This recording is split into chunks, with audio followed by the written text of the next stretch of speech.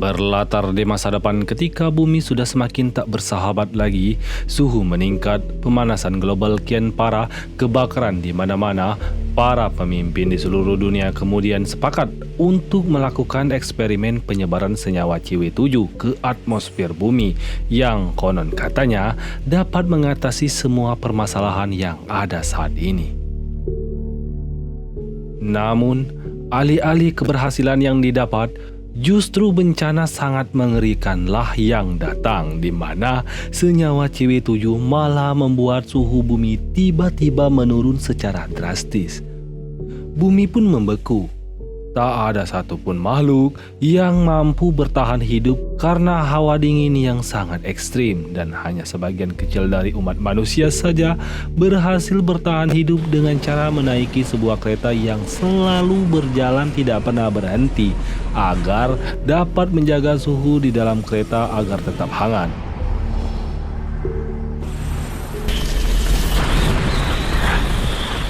"17 tahun pasca keberangkatan, di dalam gerbong kereta paling belakang terdapat puluhan penumpang ilegal yang dijaga ketat oleh para petugas bersenjata. Di antara para kerumunan penumpang ilegal itu, terdapat seorang pria yang bernama Curtis dan sahabatnya Edgar. Curtis terus memperhatikan rentang waktu saat pintu-pintu di gerbong itu membuka dan menutup. Dan dari sanalah, Curtis dan Edgar lalu merencanakan sesuatu, cuy.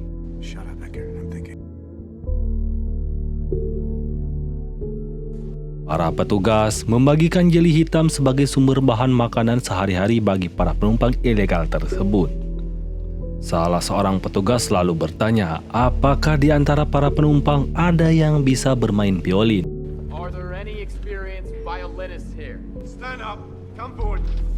Salah seorang pria tua pun lalu mengajukan diri, di mana berdasarkan pengakuannya, ia bersama sang istri dulunya adalah pemain violin profesional. Akan tetapi, di luar dugaan para petugas itu ngomong bahwa mereka hanya butuh satu orang aja. Pria tua itu pun sontak aja langsung menolaknya jika hanya ia seorang diri yang pergi dan meninggalkan sang istri seorang diri. Dan tak lama setelah itu, Curtis dan Edgar kemudian mencari sesuatu di antara jeli hitam yang dimakan para penumpang. Mereka akhirnya menemukan jeli yang dimaksud dipegang oleh seorang anak yang bernama Timmy. Curtis pun meminta jeli yang ada di tangan Timmy yang kemudian akan ditukarkan dengan 2 jeli sekaligus. Akan tetapi, bocah ini malah menolaknya dan malah kabur dari sono, cuy.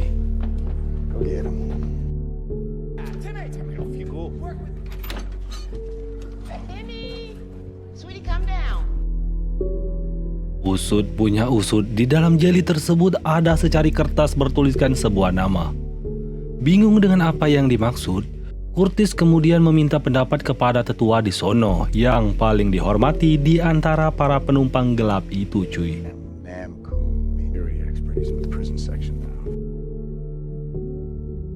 Singkat cerita, Curtis pun lalu menceritakan semua rencananya ke Gilliam, cuy. Di mana setelah mengetahui kapan pintu-pintu gerbong belakang akan dibuka, Curtis bermaksud membebaskan seseorang yang hanya berjarak 3 gerbong dari sono. Rencananya setelah membebaskan beliau, Curtis pun berniat membobol gerbong paling depan dengan maksud untuk membunuh pemilik kereta yang bernama Wilford sekaligus menguasai kereta ini, cuy.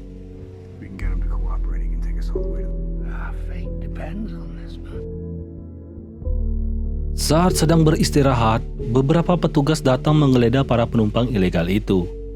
Petugas itu mengumpulkan mereka dan lalu mengumpulkan semua anak-anak untuk maju ke depan dengan alasan pemeriksaan kesehatan. Curiga dengan gelagat dari si Tania, mereka pun lalu menghampirinya. Dan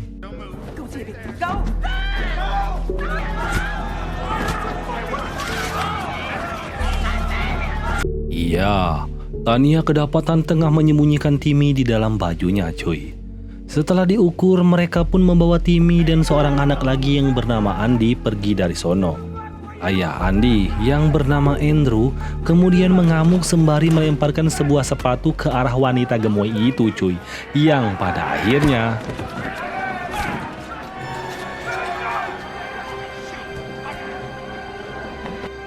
sebagai bentuk hukuman akibat kelakuan lancangnya, lengan kanan Andrew kemudian dikeluarkan dari kereta dengan paksa.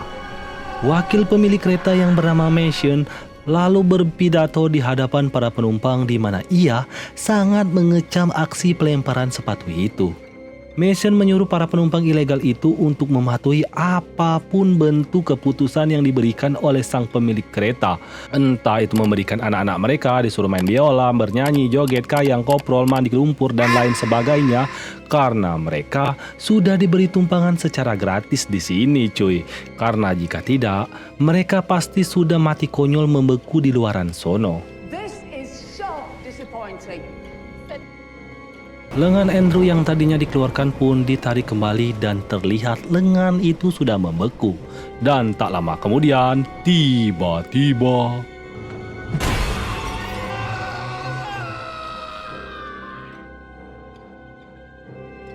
setelah semua pasukan penjaga pergi, mereka lalu bahu-membahu mengumpulkan drum-drum yang ada di sana sesuai perintah Curtis. Sementara Curtis sendiri pergi menemui seseorang pecandu kronol di mana kemudian terungkaplah bahwa kronol yang sangat diinginkan oleh seseorang yang hendak Curtis temui ini merupakan sebuah benda limbah mesin yang memabukkan dan dapat membuat seseorang berhalusinasi jika menghirupnya. Stronger, fresh, uncut. Singkat cerita, di keesokan harinya, para petugas itu pun kembali datang untuk membagikan jatah jeli hitam ke semua orang. Curtis selalu merasa curiga, kok senjata itu nggak dipakai-pakai ya? Dan dugaan sementara kalau senjata yang dimiliki oleh para petugas itu nggak ada pelurunya lagi cuy. Karena mereka kemungkinan kehabisan peluru di saat pemberontakan 4 tahun yang lalu. Oh, I think the guns are literally used. They used up all their bullets 4 years ago. You remember what Mason said? Put down that useless gun. Malam harinya, para penumpang pun kembali bahu-membahu menggotong drum-drum yang sudah dirakit sedemikian rupa. Tania lalu memberitahu Curtis kalau dia berniat ikut membantu pemberontakan ini karena si doi ingin menolong anaknya yang kemarin dibawa paksa oleh para petugas. Tiba-tiba, para petugas pun datang di waktu yang tidak tepat cuy. Semua orang pun panik saat petugas itu sedang menghitung jumlah orang di sono. Dan tak lama setelah itu, tiba-tiba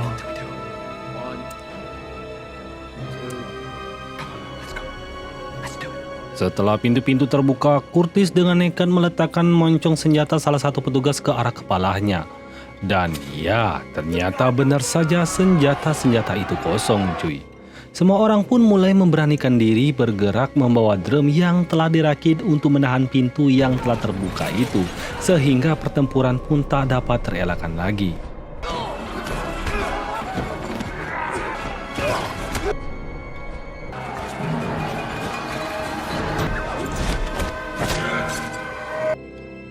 Mereka pun berhasil membobol 3 gerbong sekaligus.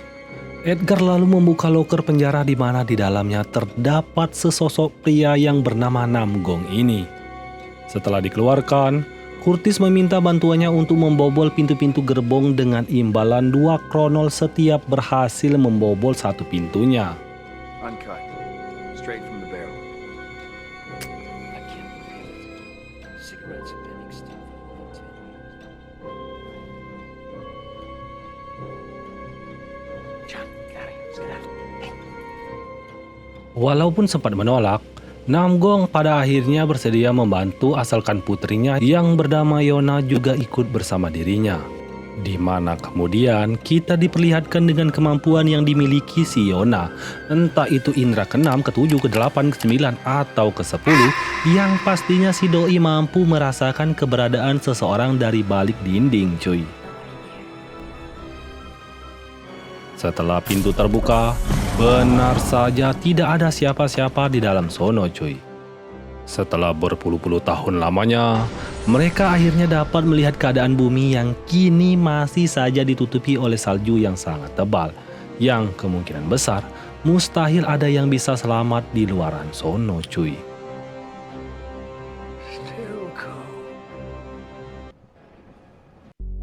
Namgong kembali membobol pintu berikutnya di mana kali ini Yona merasakan bahwa ada satu orang berada di dalam gerbong depan. Setelah terbuka, ternyata benar aja ada satu orang yang terlihat sedang bekerja. Usut punya usut, dulunya nih orang merupakan penghuni gerbong belakang yang diculik paksa oleh petugas cuy. Saat ini, Doi bekerja di gerbong ini membuat jeli hitam makanan sehari-hari para penumpang di gerbong belakang. Curtis yang penasaran kemudian melihat bahan makanan untuk membuat jeli tersebut. Dan ternyata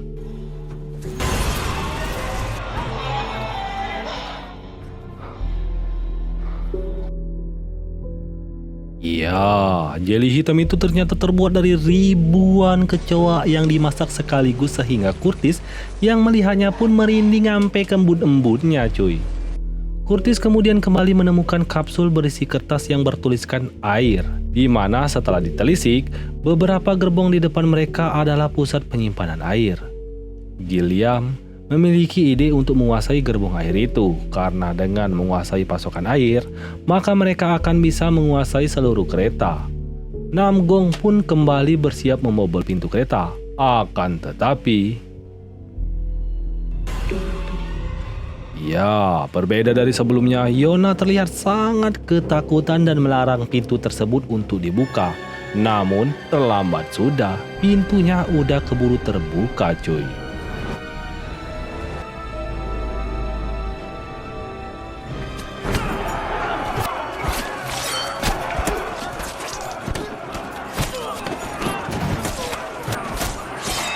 Korban pun berjatuhan di antara kedua belah pihak.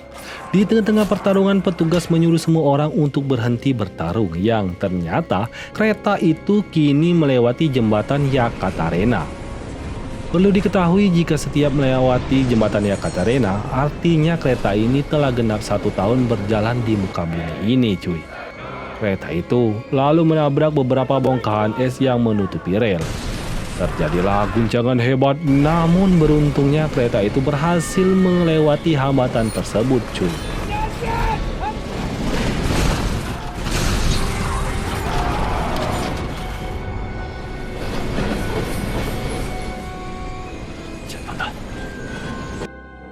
Setelah situasi kembali tenang, datanglah Mason yang ujung-ujung memperingati Curtis dan kawan-kawannya untuk ya nyerah aja lah. Toh untuk apa berbuat begini? Udah kek gak punya rasa terima kasih aja gitu kepada Wilford yang telah nyelamatin mereka selama 17 tahun belakangan ini. Yang singkat cerita, karena muak atas semua pemberontakan ini, Mason kemudian memutuskan akan membunuh 74% populasi penumpang gelap itu. Dan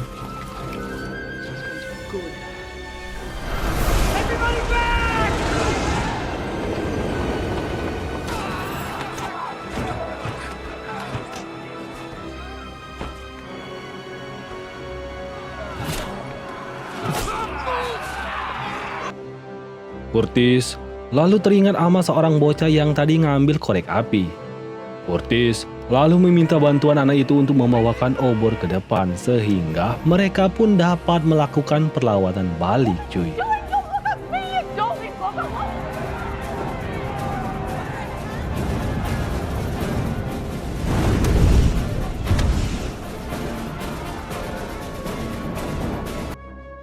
Gray berhasil melempar kaki Mason dengan sebuah pisau. Mason pun terjatuh. Curtis lalu maju untuk menangkap si Doi. Namun di belakang Curtis terlihat Edgar tertangkap dan gak berdaya cuy. Dengan berat hati, Curtis memilih menangkap Mason aja agar perjuangan ini gak berakhir dengan sia-sia begitu aja.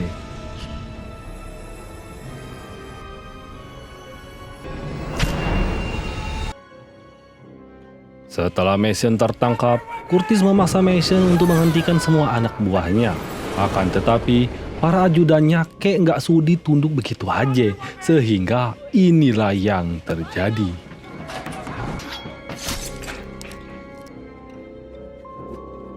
Curtis mengancam akan menutup suplai air di gerbong air. Namun hal itu hanya ditertawain aja sama si Mason yang ternyata Air didapatkan dari gerbong depan cuy, yang memecah es dan merubahnya menjadi air. Gerbong air di belakang ini yang nggak ada gunanya bagi penghuni gerbong depan. Curtis yang marah lalu mengancam akan membunuh Mason, sehingga Mason pun mau tak mau harus mengantarkan mereka semua ke gerbong depan untuk menemui Wilford secara langsung. Saat sedang istirahat, Gilliam lalu memperingatkan Curtis untuk berhati-hati karena mereka sudah kehilangan banyak nyawa sampai saat ini. Mereka pun sudah terlihat mulai kelelahan. Namun Curtis masih berambisi untuk sampai di gerbong paling depan, yaitu gerbong mesin. Gilliam pun berpesan jika Curtis berhasil menemui Wilford di gerbong depan, Curtis harus langsung membunuh Wilford dan jangan sampai si doi mengucapkan satu patah kata pun. Esokan harinya, Curtis membentuk tim khusus yang terdiri dari Tanya, Andrew, Namgong, Yona, Gray, dan dirinya sendiri. Dengan menahan Mason, mereka akan pergi ke gerbong depan. Mereka pun memasuki gerbong yang berisi dengan aneka ragam tanaman dan buah-buahan yang sangat berbeda dengan suasana di tempat mereka tinggal cuy. Mason lalu mengajak Curtis dan yang lainnya untuk mencicipi sushi yang emang seumur hidup mereka belum pernah ngerasainnya. This is only served twice in a year. People are very lucky. Mereka lalu masuk ke dalam gerbong yang berisikan anak-anak sekolah yang sedang belajar, di mana kita lalu mendapatkan penjelasan bahwa kereta ini diciptakan oleh Wilford yang sedari kecil emang sangat menyukai kereta cuy. Setelah dewasa dan Wilford memiliki perusahaan transportasi terbesar di dunia, doi lalu menghubungkan semua rel kereta di seluruh dunia menjadi satu kesatuan sehingga membuat kereta itu bisa mengelilingi dunia dan selesai dalam 1 tahun perjalanan cuy. Kereta itu juga menggunakan sumber energi yang super canggih yang gak akan pernah habis. Mereka lalu melihat keluar jendela dan terlihatlah sisa-sisa 7 orang yang membeku, di mana 7 orang itu dulunya pernah berusaha kabur keluar dari dalam kereta ini cuy. Sebagai bentuk perayaan telah menghabiskan 1 tahun perjalanan, seorang petugas pun muncul dengan membawa telur rebus untuk dibagikan ke seluruh isi kereta. Dan tak lama setelah itu, tiba-tiba ya, si guru Dakjal itu mengeluarkan senjata yang berhasil menewaskan si Andre. Pria pelontos yang tadi ngebagiin telur pun ternyata juga ngeluarin senjata dan ngebantai habis semua orang yang ada di belakang, termasuk juga si William cuy. Setelah ngehabisin Mason, Curtis dengan penuh amarah itu pun lalu mengajak mereka semua untuk terus bergerak ke depan sampai saat kereta berbelok.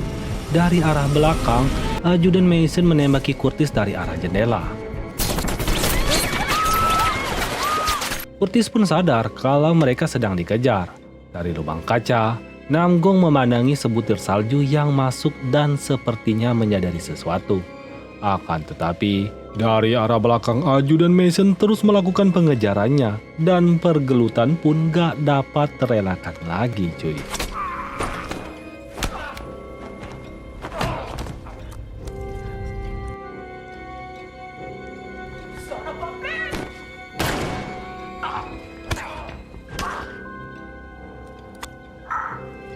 Melihat Tania dan yang lainnya telah modar, Curtis, Namgong, dan Yona pun kembali bergerak menuju ke gerbong depan. Mereka melewati gerbong yang berisi para penumpang yang sedang berpesta hingga pada akhirnya sampailah di gerbong paling depan cuy. Terjadilah perselisihan di antara mereka. Di sisi lain, Curtis memaksa Namgong untuk membuka gerbong mesin. Namun di sisi lainnya, Namgong malah ingin membuka pintu samping menuju pintu keluar, sehingga karena sama-sama kerasnya, mereka pun jadinya malah gelut cuy. Setelah kembali tenang, kita lalu mengetahui alasan kenapa Curtis begitu ingin ngehabisin si Wilford ini cuy. 17 tahun yang lalu, saat bencana ini dimulai, Wilford dan puluhan penumpang gelap terpaksa naik ke kereta untuk bertahan hidup. Akan tetapi, Di bulan-bulan awal, Wilport bahkan nggak memperdulikan mereka semua. Nggak memberi tempat yang layak, nggak memberi makan. Lebih tepatnya, diterlantarilah mereka semua. Agar dapat bertahan, para penumpang gelap itu bahkan saling memakan satu sama lain, termasuk si Curtis ini cuy. Hingga pada suatu hari, Curtis terpaksa membunuh seorang ibu untuk memakan anaknya. And some men with knives came. You know, I hate by myself. I killed Edgar's mother. Seorang pria lalu menghampiri Curtis. Pria itu lalu memotong tangannya sendiri sebagai ganti dari nyawa si anak. Dan orang itu ternyata adalah William. Dan bayi yang hendak Curtis makan ternyata adalah si Edgar cuy.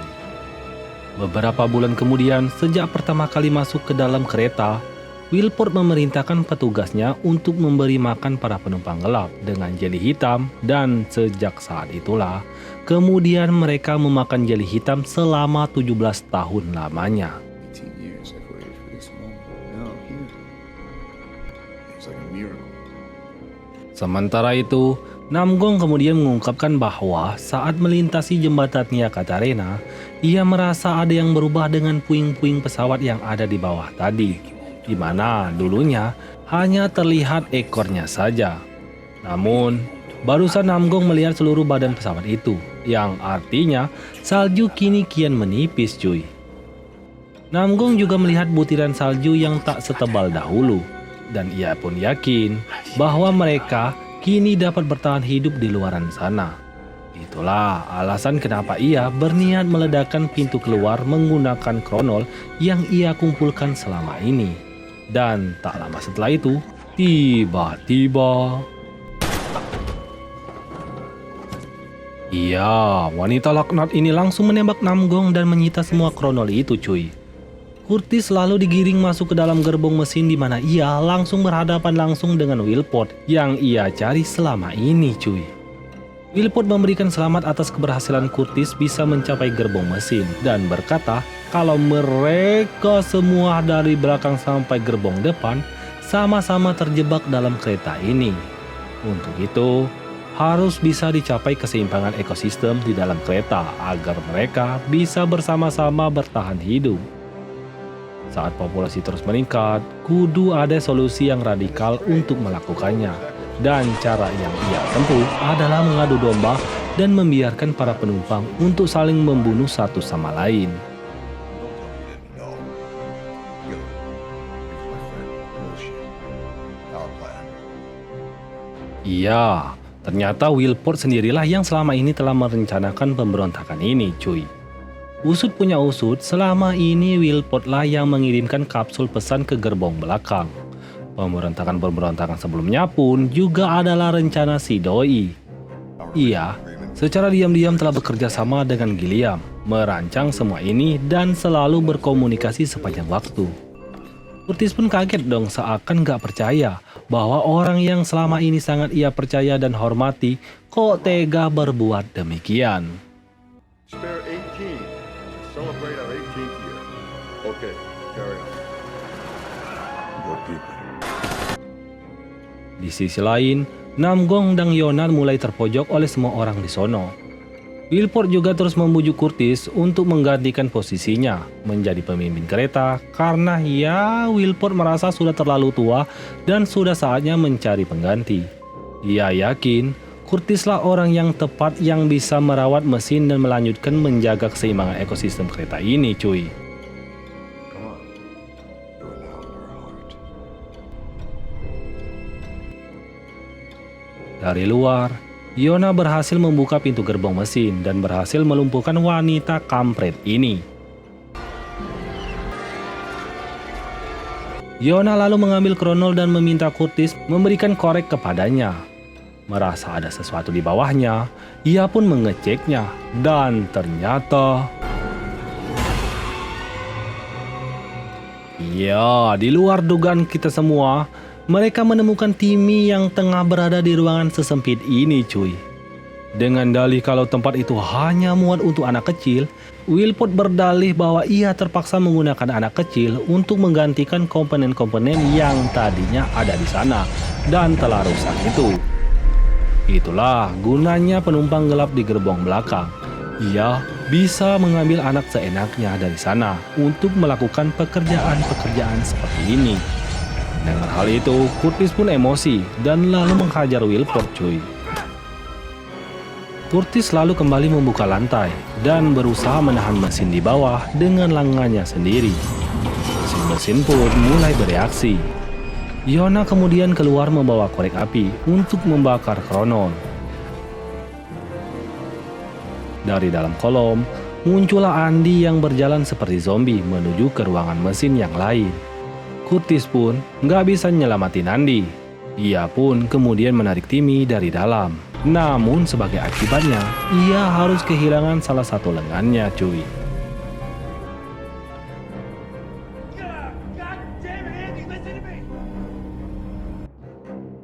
Di luar, Yona berhasil menyalakan bom Kronol, di mana ledakan itu lalu memicu longsor salju yang amat dahsyat dari atas gunung sono, cuy.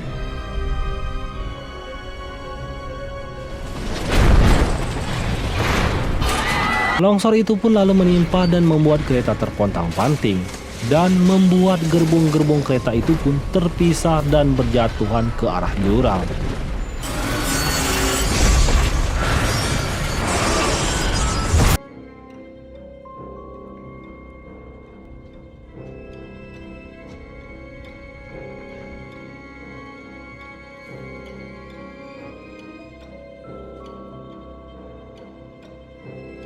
Dan film pun tamat. Aduh, hujan, cok, lagi nggak mood. Aduh, jadinya nggak mood gara-gara hujan, cok.